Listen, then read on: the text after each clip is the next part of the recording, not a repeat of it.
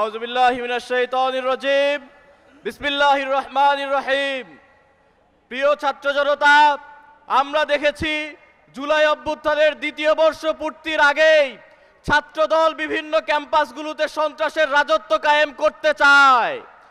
আমরা দেখতে পেয়েছি ক্ষমতায় আসার পরই তারা ক্যাম্পাসগুলোকে নিয়ন্ত্রণ দিতে না পেরে তারা পাগল হয়ে গিয়েছে।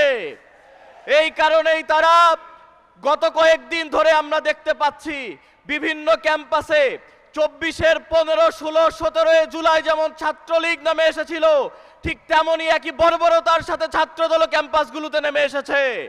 আমরা আজকের এই আয়োজন থেকে হুঁশিয়ারি দিতে চাই, যারা ছাত্রলীগ হয়ে উঠতে চায় তাদের পরিণতিও নিশ্চয় ছাত্রলীগের মতোই হবে।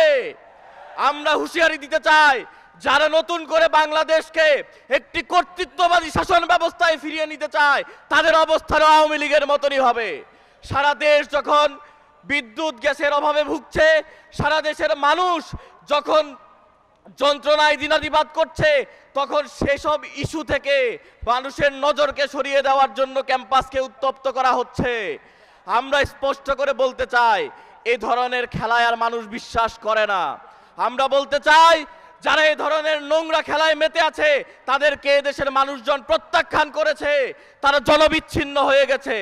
প্রিয় উপস্থিতি, আমরা দেখেছি জুলাইয়ে শিক্ষার্থীদের উপর কিভাবে হামলা করা হয়েছিল। আমরা দেখেছি জুলাই হসপিটালগুলোতে কিভাবে হামলা করা হয়েছিল আহতদের উপরে। আজ গতকাল আমরা ঠিক একই ঘটনা দেখলাম, শিক্ষকদের উপর হামলা করা হয়েছে, হসপিটালে হামলা করা হয়েছে।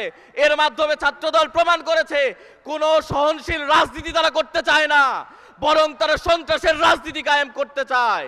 এদেশের ছাত্র জনতাকে আমরা আহ্বান জানাবো, যারা এদেশে সন্ত্রাসকে ফিরিয়ে আনতে চায়, যারা ক্যাম্পাসকে অসহনশীল করতে চায়, অস্থিতিশীল করতে চায়, তাদের বিরুদ্ধে আমাদের সংগ্রাম জারি থাকবে ইনশাআল্লাহ। সেই সংগ্রামে আপনাদের প্রত্যেককে শরীক হওয়ার আহ্বান জানিয়ে আমি আমার কথা শেষ করছি। আসসালামু আলাইকুম ওয়া রাহমাতুল্লাহ।